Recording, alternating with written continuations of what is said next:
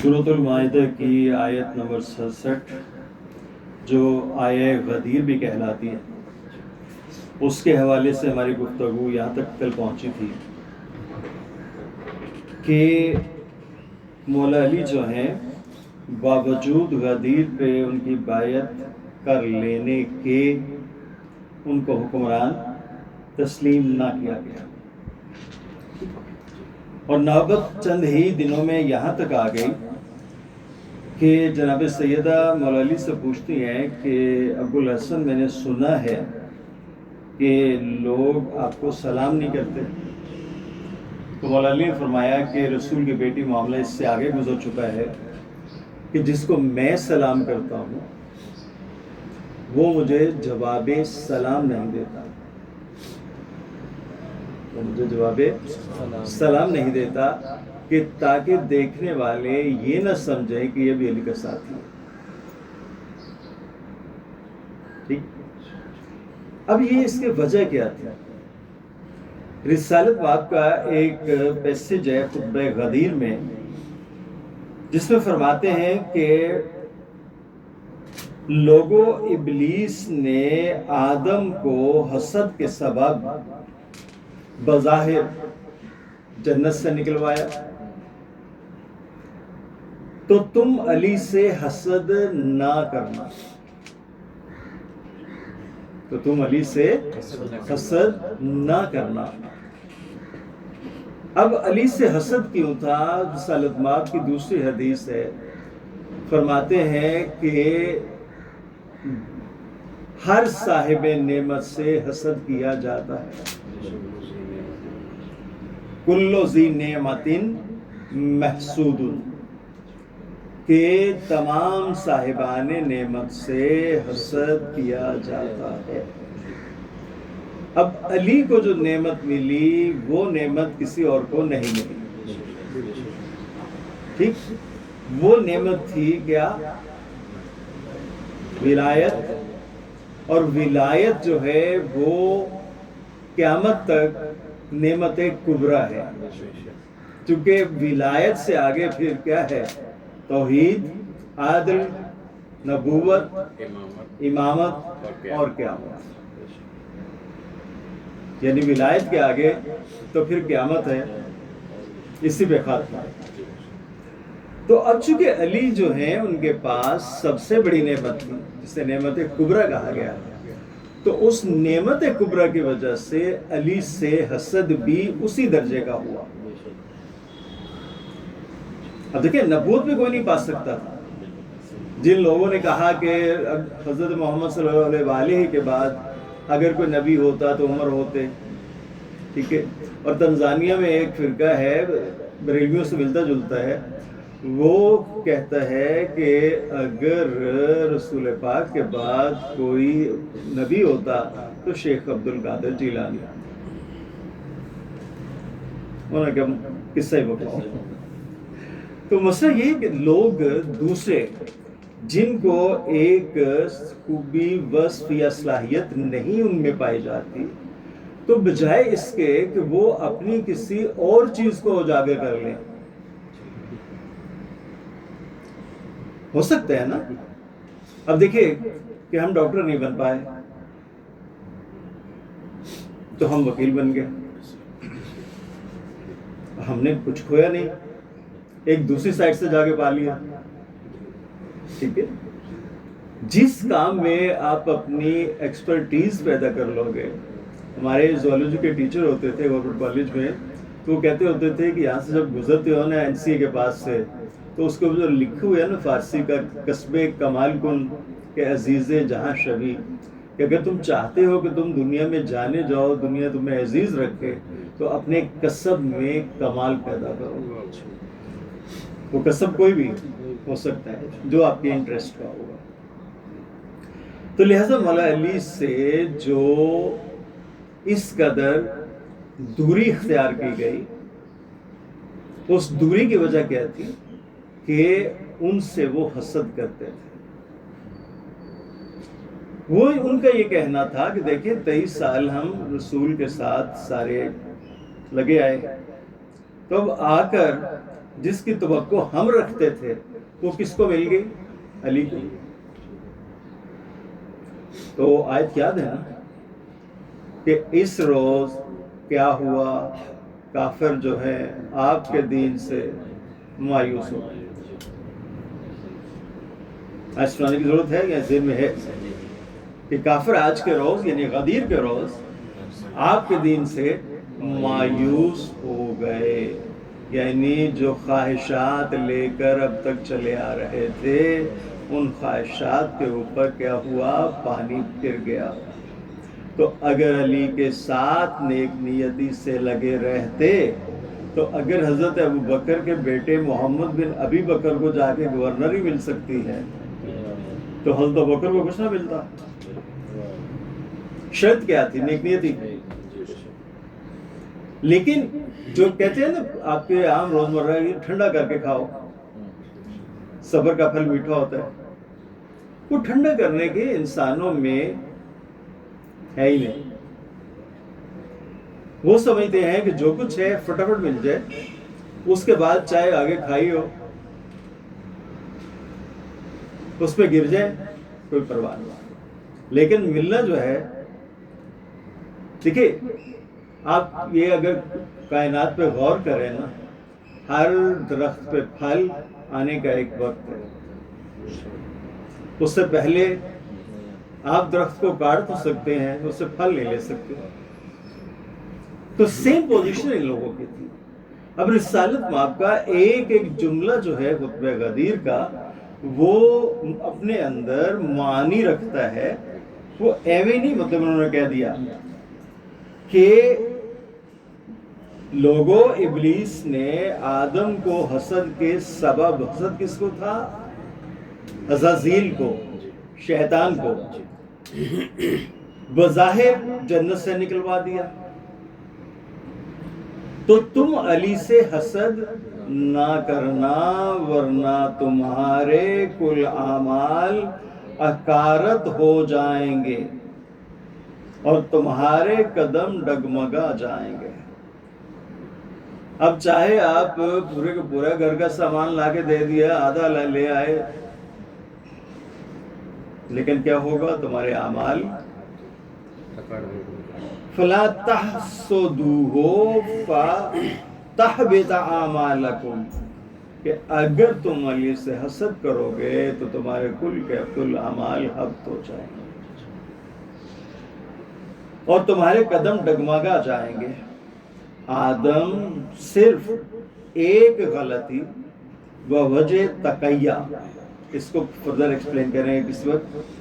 آدم صرف ایک غلطی بوجہ تقیہ زمین پر اتارے گئے تھے، حالانکہ اللہ کے برگزیدہ بندے تھے. تو پھر تمہاری کیا حالت ہوگی؟ جس حال میں تم ہو، جو کچھ تم ہو، اور تم میں بعض اللہ کے دشمن بھی موجود ہیں. تم میں بعض اللہ کے دشمن بھی موجود ہیں. یہ خبر رسالت مآب نے خطبہ غدیر میں دی. یہ وہی وہ گروہ ہے کہ جس کے بارے میں اللہ نے کہا کہ آپ ان کی پرواہ نہیں کرو، اللہ آپ کے کار رسالت کو ان لوگوں کی رشہ دوانیوں سے اور سازشوں سے محفوظ رکھے. ٹھیک؟ لہٰذا یہ لوگ جو ہیں انہوں نے کیا کیا؟ رسالت مآب کی حیات مبارکہ کے بعد مولا علی سے اعراض کرتے ہوئے جا کے سقیفہ میں اپنی ایک حکومت بنا دی. اور یہ بات اوپن سیکرٹ ہے کہ 9 بندوں کے سوا رسالت مآب کے جنازے میں کوئی بندہ شریک نہیں ہوا. 1,24,000 افراد جو موجود تھے خطبہ غدیر میں، ان میں سے ٹوٹل 9 بندے رسول پاک کے جنازے میں. اب آل محمد کو مینٹلی توڑنے کے لیے اگر ہم دنیاوی لیول پہ جائیں تو اس سے بڑا کوئی اور سانحہ نہیں ہو سکتا.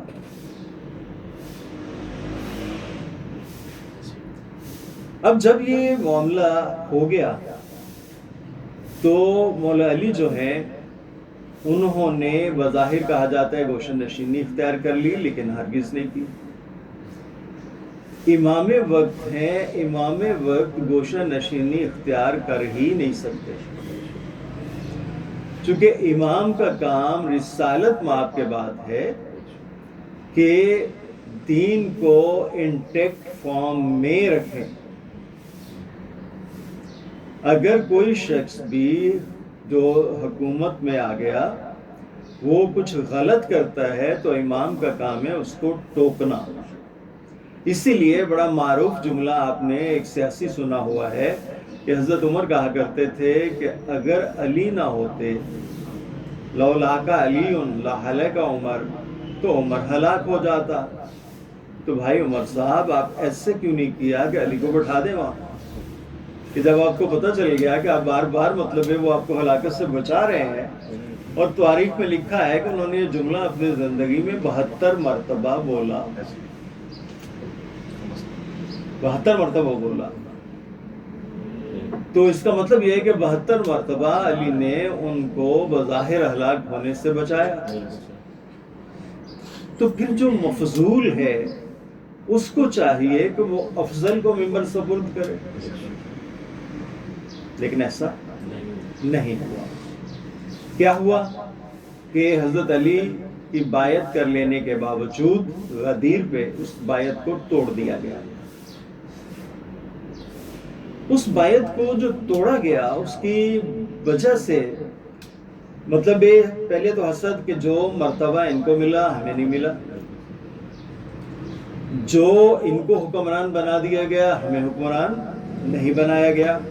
اور آپ کو یاد ہے کہ رسول پاک نے بالخصوص یہ فرمایا تھا کہ علی کو حکمران بنانے سے بیزاری اختیار نہ کرنا، اور وہ مرد ہو یا عورت،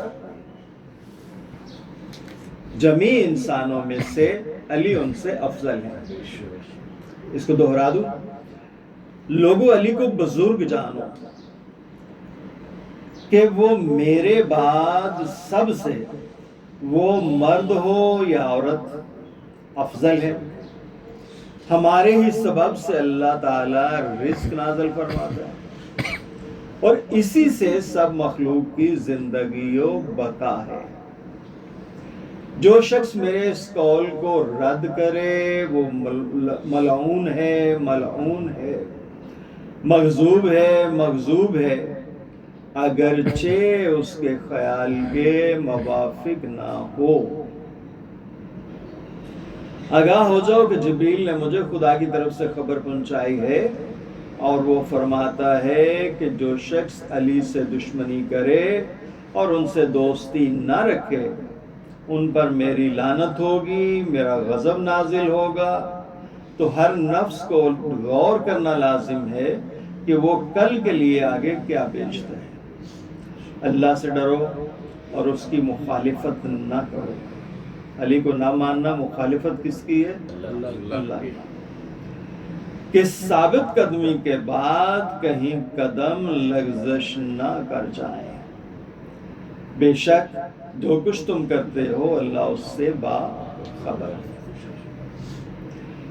اب اللہ نے اس سے بچانے کے لیے کہ لوگ جو علی کو نہیں مانیں گے،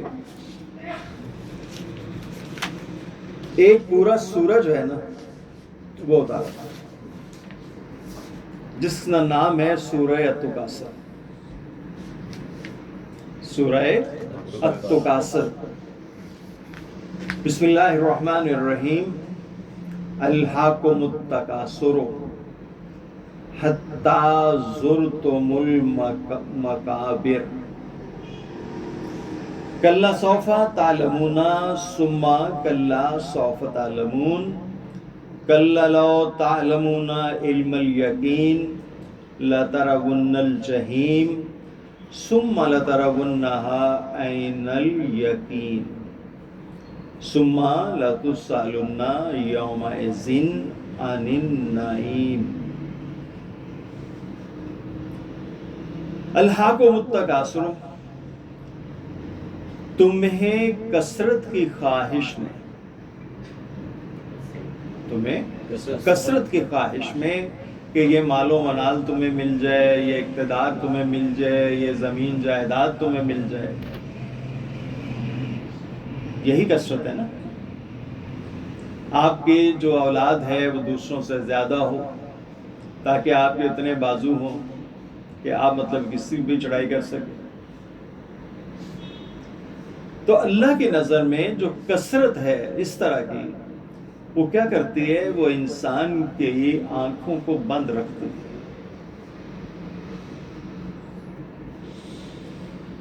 وہ آنکھیں اس وقت جا کے کھلتی ہیں جب وہ قبر میں جاتا ہے. الہاکو متکاسرو حتی زرتم المقابر، تمہیں کثرت کی خواہش نے اندھا کیے رکھا یہاں تک کہ تم نے قبریں جا دیکھی. یعنی دنیا کا سفر تم بند آنکھوں سے کر رہے ہو. اگر تمہیں جو بین حقیقتیں ہیں کائنات کی وہ نظر نہیں آتی، اگر تمہیں تمہارے درمیان امام مبین ہوتے ہوئے نظر نہیں آیا، تو تم دنیا کا سفر بند آنکھوں سے کر رہے. کل سوف تعلمون، تمہیں اس کا احساس عنقریب ہو جائے گا. ثم کلا سوف تعلمون، تمہیں پھر بتائے دیتے ہیں کہ تمہیں بہت جلد اس کا ادراک ہو جائے گا کہ تم دنیا کا سفر جو ہے وہ بند آنکھوں سے کر رہے ہو. کلا لو تعلمون علم الیقین، تمہیں اس بات کا پتہ عنقریب علم الیقین سے لگ جائے گا. یہ علم الیقین کیا شے ہے؟ وہ علم جو یقین سے حاصل ہو، وہ علم جو یقین سے حاصل ہو. علم کیا ہے؟ انا مدینۃ العلم وعلی بابها. اللہم صلی علی محمد وعلی محمد. علم کو رسالت مآب نے ایک شہر سے تشبیہ دی، اور اس شہر میں داخل ہونے کے لیے ایک باب قائم کیا، جس باب کا نام ہے علی ابن ابی طالب. فرمایا کہ یہ جو تمہیں نہیں پتہ چل رہا نا کہ تم یہ دنیا کا سفر بند آنکھوں سے کر رہے ہو، تمہیں ایک امام مبین نظر نہیں آ رہا، تو پھر جان لو کہ تمہیں اس کا علم، اس بات کا کہ تمہاری آنکھیں موندی ہوئی ہیں، تم بالکل اندھوں کی طرح دنیا کا سفر کر رہے ہو. یہ تمہیں عنقریب پتہ چلے گا علم الیقین سے. علم الیقین وہ یقین ہے جو علم سے حاصل ہو. علم جو ہے یہ متضاد ہے جہل کا. اگر علم سے یقین ملتا ہے تو جہل سے کیا ملتا ہے؟ شک. دونوں دوسرے متضاد ہے نا. علم کا متضاد ہے جہل، اور یقین کا متضاد ہے شک. جہاں یقین ہوتا ہے وہاں پہ انسان کے قدم میدان میں جمے رہتے ہیں، چاہے ارد گرد سبھی بھاگ جائیں. ٹھیک ہے. اب چونکہ علم علی ہے، علم کا جو شہر ہے وہ کھائی میں گرے ہوئے، لیکن علی اس یقین کی بنیاد پہ کہ اکیلے علی پورے شہر کو بچا لیں گے، وہ اس کھائی کے گرد اتنی تیزی سے تلوار گھماتے ہوئے پھر رہے ہیں کہ اس تلوار کی زد میں جو بھی آئے گا وہ تو گیا. تو اکیلے علی نے پورا علم کا شہر بچا لیا. ایسے ہوا جب رسالت مآب نے بعد میں پوچھا کہ علی جب سب چلے گئے تم کیوں نہیں گئے؟ تو فرمایا یا رسول اللہ کیا میں یہاں سے آپ کو چھوڑ کر جا کے میں کفر اختیار کر لیتا، میں کفر اختیار کر لیتا؟ بعد ایمان کا جملہ میں نے اس لیے نہیں بولا، میں اس کو بلیو بھی نہیں کرتا، اس وجہ سے کہ علی کبھی پہلے کفر پہ تھے ہی نہیں۔ ایمان میں وہ داخل ہوتا ہے یا اسلام وہ لاتا ہے جو پہلے اسلام پہ نہ ہو، ٹھیک ہے؟ تو لہٰذا علی کے بارے میں یہ ہم نہیں کہہ سکتے کہ بعد ایمان میں کفر اختیار کریں۔ ان کا یہ ہے کہ میں یہاں سے جا کر آپ کو اکیلا چھوڑ کر کیا میں کفر اختیار کر لیتا ہوں، جس کا مطلب ہے کہ باقی جو چلے گئے۔ تو لہذا جو رسالت مآب نے علی کو باب العلم بنایا، اگر کسی کو علم چاہیے تو علی کے پاس جانا ہوگا، یہ رویہ اختیار نہیں کرنا ہوگا کہ وہ جواب سلام بھی نہ دے۔ علم ملے گا تو کہاں سے؟ علی سے۔ اگر کسی اور نے کبھی کوئی دعویٰ کیا ہے تو دکھا دے۔ وہ تو پہلے حضرت کہہ رہے ہیں کہ میں تم سے بہتر نہیں ہوں، مجھے اگر کوئی غلطی کرتا پاؤ تو مجھے کیا کرو؟ کان سے پکڑ کے سیدھا کر دو۔ تو ہاں کیا ہے؟ شک۔ کیا ہے؟ شک ہے، اپنے اوپر یقین نہیں ہے۔ اگر یقین ہو تو پھر کیا ہوتا ہے؟ سلونی سلونی قبل ان تفقدونی۔ علی منبر کوفہ پہ کھڑے ہو کر کہہ رہے ہیں پوچھو پوچھو مجھ سے جو پوچھنا ہے، پیشتر اس کے کہ تم مجھے اپنے مابین نہ پاؤ، مجھے اپنے مابین نہ پاؤ۔ اور ایک حضرت کو تو شک گزرتے ہی رہتے ہیں،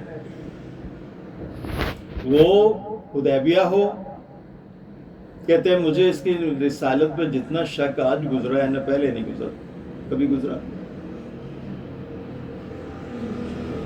اب رسول کہتے ہیں لاؤ میں تمہیں کاغذ قلم ایک ایسی وصیت لکھوا دوں کہ تم میرے بعد گمراہ نہ ہو۔ حضرت کہتے ہیں نا، حسبنا کتاب اللہ، ہمیں اللہ کی کتاب کافی ہے، ہمیں ان سے کوئی وصیت لکھوانے کی ضرورت نہیں ہے۔ اور جب اپنا دور آتا ہے تو اب شک دیکھیں کہاں پہ ہے۔ اب انیشو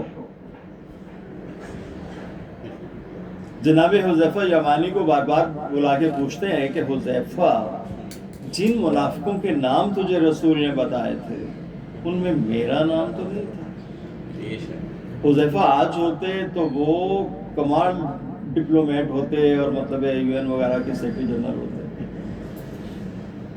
وہ پوچھتے ہیں کہ حضرت اگر آپ ان میں تھے پھر مجھ سے کیا پوچھتے ہیں، اور اگر آپ نہیں تھے تو پھر آپ کو فکر کاہے کی۔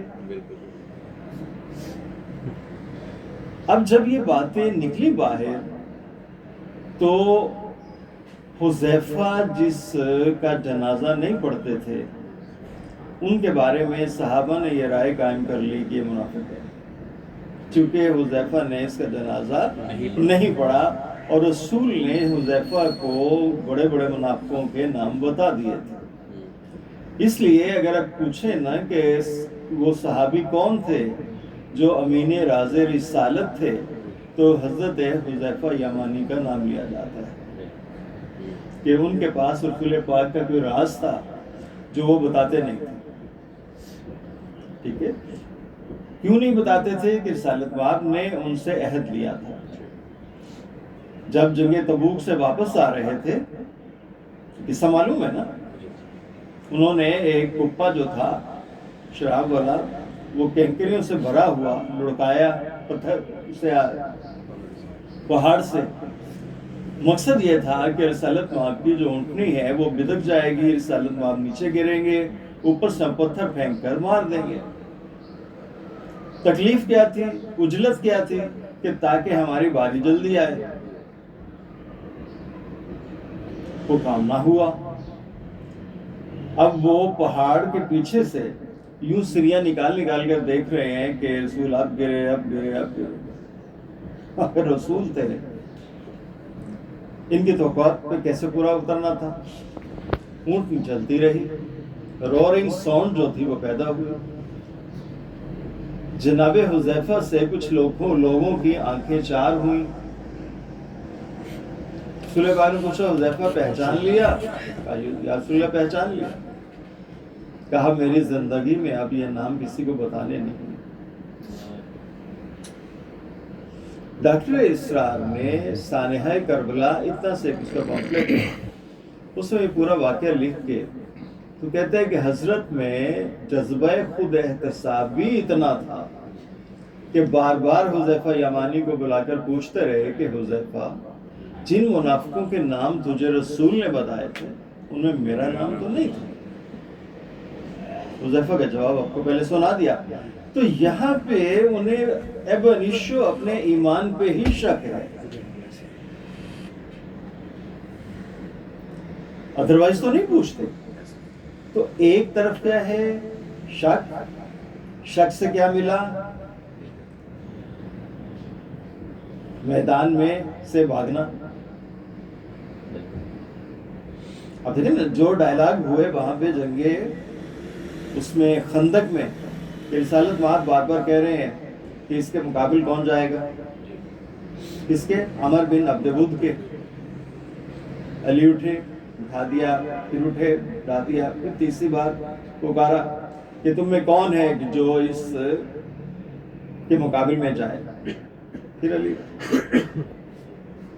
اب تیسری دفعہ مطلب 3 دعوتیں دے چکے, اب اتمام حجت ہو گیا کہ آپ جاؤ. اور حضرت کیا فرما رہے ہیں دوسروں کو, کہتے ہیں کہ یہ جو حزب ہے ساری کی ساری کفر کی, اس کا نام اس لیے جنگ احزاب ہے. کفر کی ساری جماعتیں اکٹھی ہو کے آئی ہیں, اس نے آج مارے جانے. تو ہم نے تو پھر اپنے انہی بھائیوں کے ساتھ مل کے رہنا.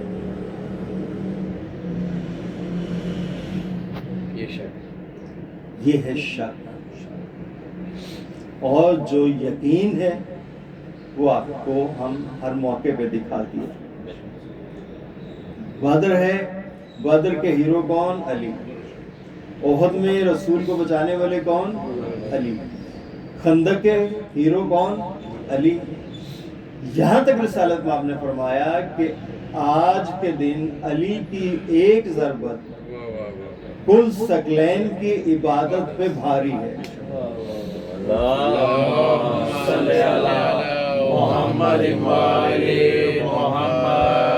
اور جب علی جا رہے ہیں تو رسول پاک فرما رہے ہیں کہ آج کل ایمان کل کفر پہ مقابل جا رہا ہے. کل ایمان کل کفر کے مقابل جا رہا ہے. اب جناب ابو طالب علیہ السلام کا نعوذ باللہ جو کفر کا الزام ہے وہ تو یہی سے دھل جاتا ہے. علی کو رسالت مآب نے کیا نام دیا, کل ایمان کا. علی کے اندر ابو طالب علیہ السلام سے جینیٹیکلی 55% ایمان آیا. تو اگر 55% ایمان آ کر کل ایمان ہے تو جہاں سے یہ 55% آیا ہے وہاں پھر 100% وہ کیا ہوگا. وہ کفر کی بات وہاں کر سکتے ہیں یا سوچ بھی سکتے ہیں, نہیں کر سکتے. ٹھیک, تو اللہ کیا کہہ رہا ہے, کَلَّا لَوْ تَعْلَمُونَ عِلْمَ الْيَقِينِ, تمہیں ان قریب علم الیقین سے, یعنی وہ یقین جو علی کے در سے آپ کو ملے گا. علی کے در سے کیا ملے گا, یقین. اور یقین ہی کا دوسرا نام ہے دین. لَتَرَوُنَّ الْجَحِيمَ, اگر تم نے دنیا میں رہتے ہوئے علم سے یقین کی دولت حاصل نہ کی پھر کیا ہوگا, لَتَرَوُنَّ الْجَحِيمَ, تم پھر جہنم دیکھو گے. ثُمَّ لَتَرَوُنَّهَا عَيْنَ الْيَقِينِ, تمہیں پھر وہ جہنم دیکھ کر اب آنکھوں سے دیکھا ہوا یقین مل جائے گا. یقین کی جو پہلی منزل ہے وہ ہے علم الیقین.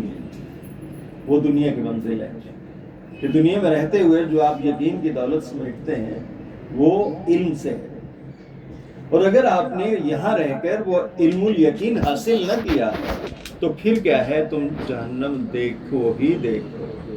پھر تمہیں اس بات پہ یقین آ جائے گا کہ یہ یقین کی دولت کس سے حاصل ہوتی ہے؟ علی سے. ثم لتسألن یومئذ عن النعیم. بس اس روز تم سے پوچھا جائے گا کس کے بارے میں؟ نعیم کے بارے میں. کہ اگر دنیا میں رہتے ہوئے نہیں یقین کی دولت حاصل کی تو پھر تم جہنم دیکھو ہی دیکھو. جب تمہیں جہنم کو دیکھ کے اپنی آنکھوں سے عین الیقین ہو جائے گا. یہ یقین کی وہ منزل ہے کہ جہاں آپ اپنی آنکھوں سے ایک چیز کو دیکھ لیں. ابھی آپ کو نہیں پتا کہ جنت کیا ہے, جہنم کیا ہے, جو اعمال آپ کرتے ہیں ان کے عوض میں آپ کو کیا ملے گا یا نہیں ملے گا. لیکن جب آپ دیکھ لیں گے تو پھر یقین کی اگلی منزل آئے گی جس کا نام ہے عین الیقین. پہلی علم الیقین, دوسری عین الیقین. اس روز پھر کیا ہوگا؟ ثم لتسألن, پھر تم سے سوال کیا جائے گا عن النعیم, نعیم کے بارے میں. کس کے بارے میں؟ نعیم کے بارے میں. اب دیکھیے یہ تراجم جو ہیں یہ میں نے اس کو زحمت دی صبح کے. پھر البتہ تم سے اس دن نعمتوں کے بارے میں ضرور باز پرس ہوگی. یہ صاحب امداد حسین کاظمی ہیں. آگے حافظ فرمان علی ہیں. پھر تم سے نعمتوں کے بارے میں ضرور باز پرس کی جائے گی. فتح محمد جلندری. پھر اس روز تم سے شکر نعمت کے بارے میں پرسش ہوگی. پھر یہ ہے ڈاکٹر اسرار احمد, یہ کہتے ہیں پھر اس دن تم سے ضرور پوچھا جائے گا نعمتوں کے بارے میں. مودودی صاحب کہتے ہیں کہ اس روز تم سے ان نعمتوں کے بارے میں جواب طلبی کی جائے گی. پھر بے شک ضرور اس دن تم سے نعمتوں کی پرسش ہوگی. احمد رضا خان بریلوی. پھر یہ تفسیر عثمانی والے ہیں محمود الحسن, وہ کہتے ہیں کہ تم سے اس دن آرام کی حقیقت اور تم اسے یقین کی آنکھ سے دیکھ لو گے. پھر اس دن تم سے ضرور بے ضرور نعمتوں کا سوال ہوگا. اب کون سی نعمتوں کا سوال ہوگا مولوی صاحب نے بتا رہے. اب پہلے اس کی تھوڑی سی گرامیٹیکل جو پوزیشن ہے ورڈ نعیم کی, باقی تو لفظ سمجھ لی نا آپ نے. ثم پھر لتسألن, سوال کیا جائے گا, یومئذ اس دن, عن النعیم, نعیم کے بارے میں. ٹھیک. اب سب نے نعیم کا جو ترجمہ ہے وہ نعمتیں کیا ہے, ایسے ہی نا. اب اگر نعیم جمع کا صیغہ ہی نہیں ہے تو اس کا ترجمہ ہم نعمتیں کیسے کریں گے؟ نہیں کر سکتے. یہ پھر مانوی تحریف فی القرآن ہوگی. مانوی تحریف فی القرآن ہوگی. نعمتن جو ہے یہ اسم ہے. اتممت علیکم نعمتی, آپ پڑھ کے آئے. نعمت واحد اس میں جب یہ نعمتیں کسی کو جتنی ہیں وہ سب کی سب مل جائیں اور اس سے زیادہ نعمتیں کسی اور کو نہ ملنی ہو نہ ملے گی، تو اسے کہتے ہیں نعیم۔ واہ واہ، اسے کیا کہتے ہیں؟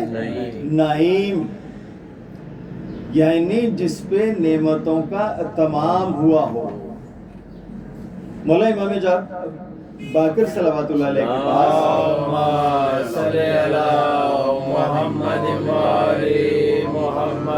ایک شخص آیا اور اس نے کہا کہ مولا یہ جو سورہ التکاثر میں ہے کہ اللہ نعمتوں کے بارے میں پوچھے گا، وہ کون سی نعمتیں ہیں؟ کہا کہ تمہارا کیا خیال ہے؟ کہا مولا یہ جو کھانا پینا، پہننا اور سر چھپانے کے لیے چھت وغیرہ۔ فرمایا یہ بتاؤ کہ اللہ نے تمہارے اندر جو بھوک اور پیاس رکھی جسم و جان کا رشتہ برقرار رکھنے کے لیے، یہ تمہاری خواہش تھی کہ اس نے تمہیں ایسا بنایا؟ کہ نہیں مولا یہ تو اس نے ایسا بنایا۔ کہ یہ جو تمہیں پارچہ کی ضرورت پڑتی ہے اپنے تن کو ڈھانپنے کے لیے، یہ تمہاری خواہش تھی کہ تم ننگے پیدا ہو؟ کہ نہیں مولا۔ کہا یہ جو موسموں کا تغیر و تبدل ہے، کبھی شدید گرمی، کبھی شدید سردی، کبھی بارش، کبھی دھوپ، اس سے محفوظ رہنے کے لیے جو تمہیں ایک چھت فراہم کی، کیا اس سب کا حساب تم سے مانگے گا؟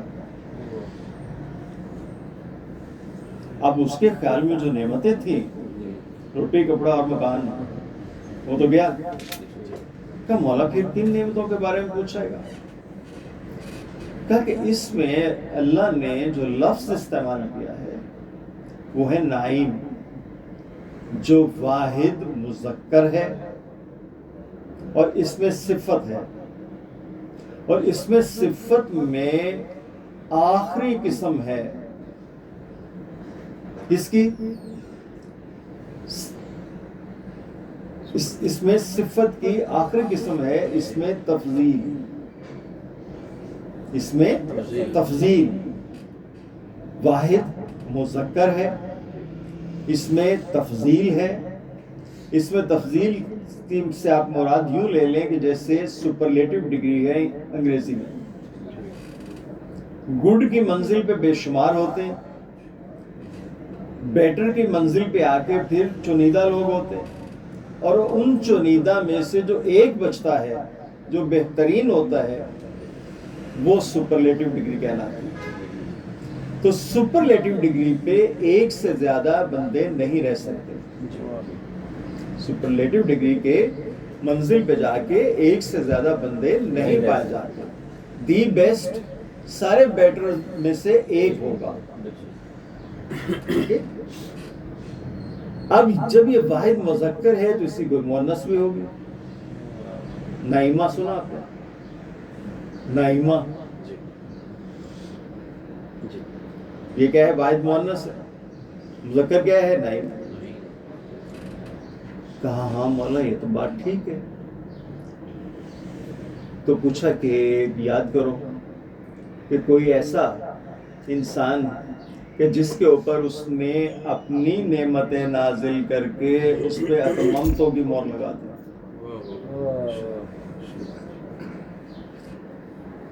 کہا ہاں مولا یاد آیا۔ وہ غدیر کا خطبہ جب رسول پاک نے دیا تو اس کے بعد پھر آیت نازل ہوئی کہ الیوم اکملت لکم دینکم واتممت علیکم نعمتی ورضیت لکم الاسلام دینا۔ پوچھا وہ نعمت جو تمام ہوئی کس پہ ہوئی؟ کہا علی ابن ابی طالب پہ، علی ابن ابی طالب پہ۔ تو پھر پوچھا تو پھر نعیم اور کون ہے؟ نعیم وہ ہے جس پہ نعمتوں کا تمام ہوا اور اس سے زیادہ نعمتیں کسی اور کو نہیں ملی۔ تو کہا کہ مولا پھر اس کا مطلب ہے کہ علی کے بارے میں پوچھا جائے گا؟ فرمایا یہی اللہ کہہ رہا ہے واہ کہ علی سے علم کی یہ دولت یہاں حاصل کر کے یقین کو اپنے پاس سمیٹ لو. دنیا میں رہتے ہوئے اگر یقین کی منزل پہ آ گئے تو پھر تمہاری آنکھیں بند نہیں رہیں گی, کھلی کی کھلی رہیں گی. مطلب آپ زندگی کی تمام سچائیوں کو اپنی کھلی آنکھوں سے دیکھو گے اور دیکھ کے آپ کے یقین میں اضافہ ہوتا جائے گا. جیسے یقین میں اضافہ ہوتا جائے گا ویسے آپ کا دین جو ہے وہ کامل سے کامل ہوتا جائے گا. ٹھیک ہے.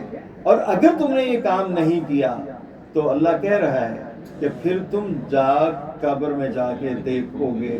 جب قبر میں جا کے تمہیں کچھ ایسا دیکھنے کو ملے جو تم نے دنیا میں نہ دیکھا ہو تو پھر تمہاری آنکھیں کھلی کی کھلی رہ جائیں گی.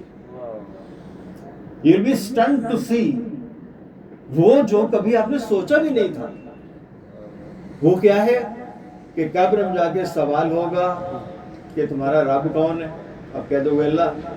رسول تمہارا کون ہے. تم کہہ دو گے محمد مصطفیٰ صلی اللہ علیہ وآلہ. اس کے بعد پوچھا جائے گا یہ جو تمہاری قبر میں یہ صاحب کھڑے ہیں یہ کون ہے. اب اگر کبھی ان سے ربط ضبط رکھا ہی نہیں, ان سے کبھی ربط ضبط رکھا ہی نہیں تو کیسے بتاؤ گے. تو سوال کیا گیا کہ یا رسول اللہ پتہ نہیں قیامت کب آئے گی, صدیوں کا فاصلہ ہے, تو ہم نے تو علی کو دیکھا ہوا ہے. اب یہ سوال کون کر رہے ہیں جن کی اس وقت بھی آنکھیں بند تھیں. اگر آنکھیں بند نہ ہوتی تو علی ہر جگہ نظر آتے. فرمایا کہ جو علی پہ ایمان رکھتا ہوگا وہ علی کو فوری طور پہ پہچان لے گا, چونکہ علی نے دنیا میں اس کے رہتے ہوئے کبھی نہ کبھی اس کو اپنا دیدار کروایا ہوگا. اللہم صلی علی محمد وآلِ محمد. تو اس دیدار کی بنا پہ اس کے تمام دل کے خانوں میں علی محفوظ ہوں گے. اقبال کہتے ہیں کہ میں تولائے علی اتنی تند ہے کہ خود بخود مینا سے باہر ہوئی جاتی ہے.